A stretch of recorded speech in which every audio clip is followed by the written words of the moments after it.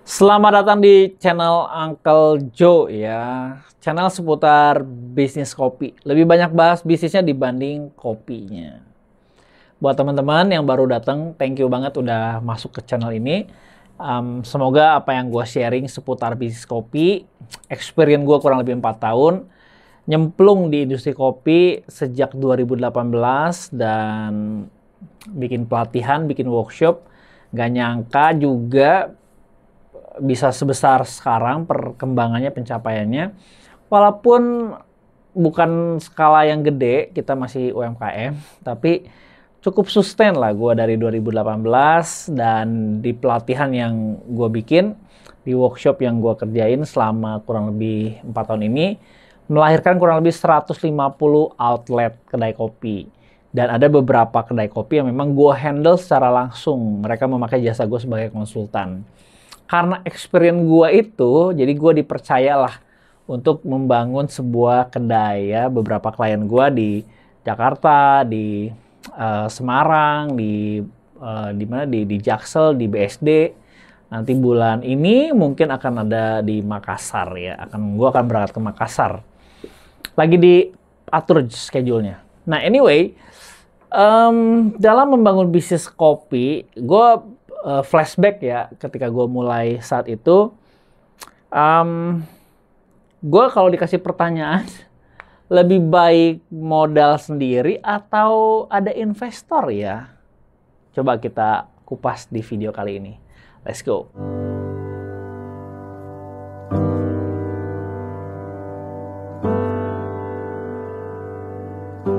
Nah teman-teman, ada satu pertanyaan ya dari di workshop maupun di Instagram, seputar mereka ada yang nanya pamannya, omnya modalin, lalu ada juga pengen ngumpulin modal dulu, nanti kekumpul baru buka kedai kopinya.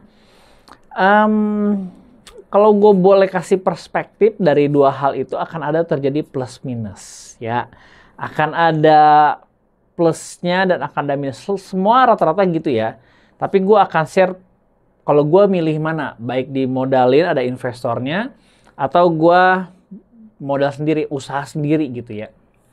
Oke, pertama-tama kalau antara lu dimodalin sama ada investor ataupun tanpa investor ya, tentu lebih mudah, lebih resikonya lebih ringan kalau ada investor. Dan perkembangannya pun bisa lebih cepat kalau ada investor, gitu ya. Pergerakannya, jadi mau branding, mau ekspansi, enak kalau ada investor. Nah, kalau misalkan kita brand sendiri, kita bukan modal sendiri ya. Kalau modal sendiri memang cenderung apa-apa di elu gitu, di kita gitu. Apa-apa semuanya di kita. Untung gede ya buat kita sendiri gitu. Terus kalau rugi pun ya rugi ya kita sendiri gitu. Nggak melibatkan siapapun. Jadi memang segala ambil keputusan pun kalau memang usaha sendiri ya semau lu gitu. Lu bebas atur apapun yang lu mau. Kebijakan-kebijakan lu, idealismenya lu bisa lu salurkan. Kalau lu memang usaha, modalnya modal sendiri ya. Beda kalau memang ada investor. Mungkin lu nggak bisa mengeluarkan 100% idealisme lu. Karena apa yang menjadi idealisme lu belum tentu di idealismenya si investor. Ataupun berpikirnya si investor ya. Jadi kadang-kadang ada mau ekspansi kemana, lu mesti mempertimbangkan mereka gitu ya. Karena modal-modal mereka gitu. Nah, kalau gue sendiri gimana perspektifnya? Gue lebih enak modal sendiri atau ada investor ya? Jujur sih secara naluri ya, gue lebih suka sendiri ya. Gue lebih suka sendiri. Kalaupun joinan, gue akan memilih posisi silent investor. Kalau seandainya gue ada kesempatan buat join gitu, ekspansi sama teman-teman di komunitas, gue akan pilih menjadi silent investor gitu ya. Gua kalau nanti mau kerja bareng pun ya pilihannya mau gua yang aktif atau lu yang aktif gitu. Jadi gua lebih prefer kalau gue pribadi, gue lebih pilih modal sendiri. Karena kebijakan-kebijakan gue sendiri, gue bisa 100% maksimal gitu ya. Nah, kalau Uncle Joe sendiri sekarang tuh gue bukan modal sendiri, gue ada partner gue yaitu kakak gue sendiri gitu ya. Jujur ya, gue sama kakak gue tuh nggak gitu cocok-cocok amat gitu. Gue selalu berprinsip bisnis itu nggak perlu cocok sebetulnya, tapi yang ada bagaimana saling mencocokkan diri. Gue selalu punya prinsip dalam bekerja sama baik investor maupun tim gitu ya. Gue selalu berpikirnya kita harus saling mencocokkan diri karena dari setiap kita tuh punya plus dan minus gitu, ada kekurangan, ada kelebihan. Dan gue jujur sih dengan kakak gue tuh secara kerjasama bisnis gue nggak gitu klop gitu ya. Gue lebih risk taker gitu. Kalau kakak gue lebih safety gitu ya. Dan gue kalau mau ekspansi sesuatu jadi terbatas karena ada investor.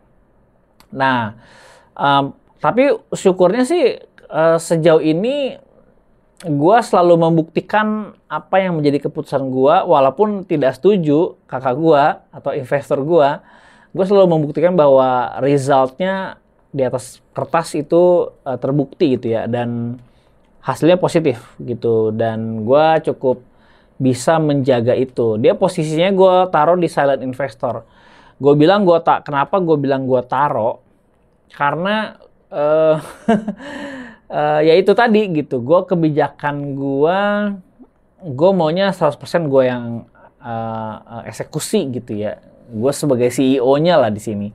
Kakak gue taruh posisi silent investor karena silent investor itu cukup kasih masukan-masukan aja tanpa kita perlu setuju. Kita tampung, kita terima masukan-masukannya, tapi gue tampung, gue pertimbangkan.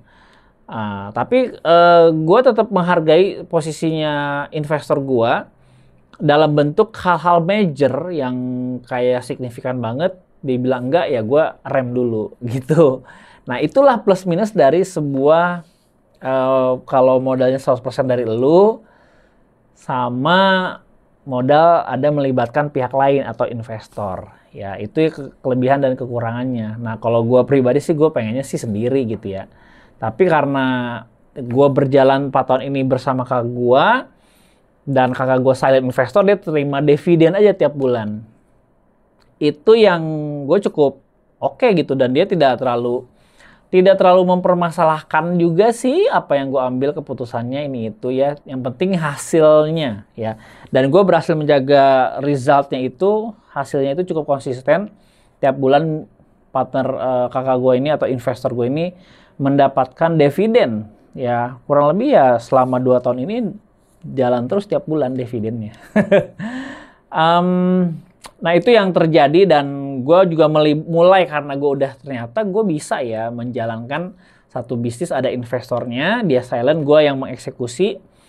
Dan cabangnya di Guntur pun yang baru buka kemarin, itu pun cabang ya, gue bilang cabang bukan franchise.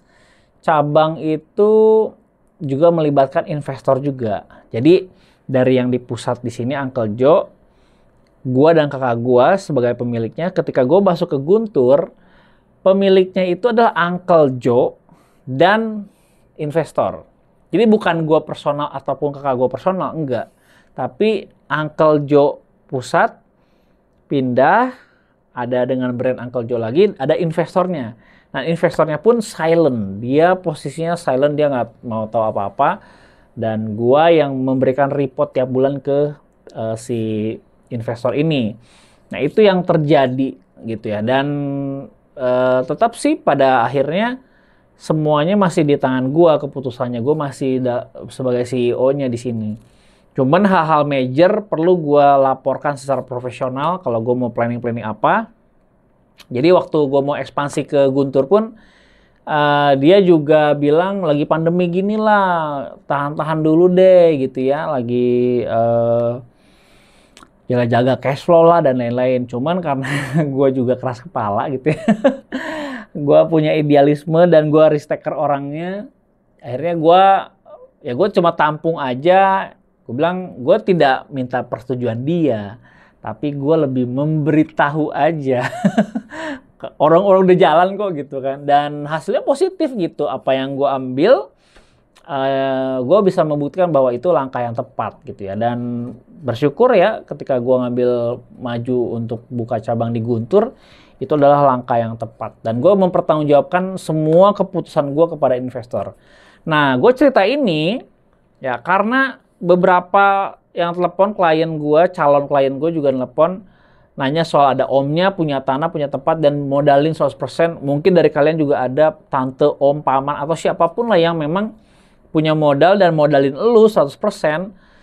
Poinnya adalah lu mesti profesional. Ya, profesional tuh jangan melibatkan emosi. Jujur yang tadi gue bilang, gue sama kakak gue nggak mau melibatkan emosi gitu. Kalau dia mau ngasih masukan pun bukan based on rasa gitu. Rasa-rasanya nggak gitu. Harus based on data gitu ya.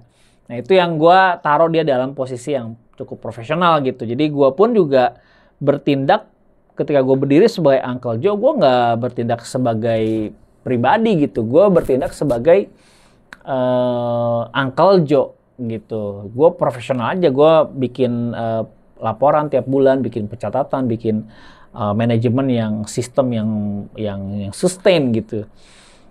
Itu yang terjadi kalau kalian memang ada pemodal, ada investor yang mau menanamkan modalnya sama teman-teman, harus secara profesional manajemennya, bahkan gaji gue pun gajinya harus jelas, terus kontribusi gue apa kepada Uncle Joe juga jelas. Semua harus dibuat secara profesional. Gua rasa itu sih yang bisa gua sharing soal kira-kira modal sendiri atau ada investornya ya.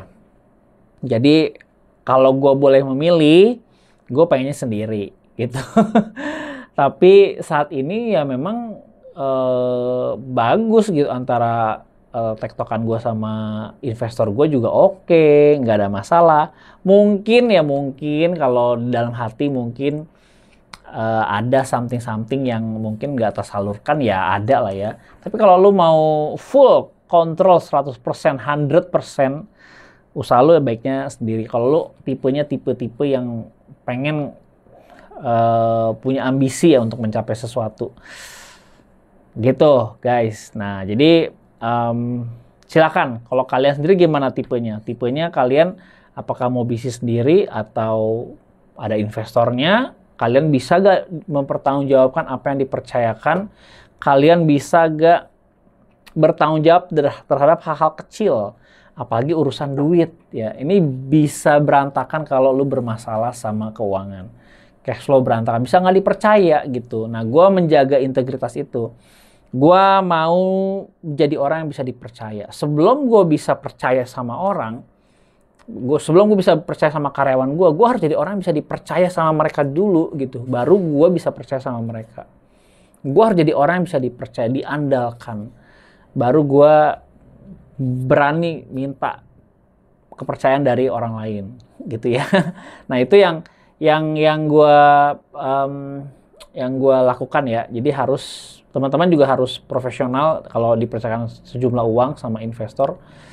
Agak ngeri-ngeri sedap. Makanya kenapa di konsultan di jasa konsultan gue selalu mintanya 100% di muka.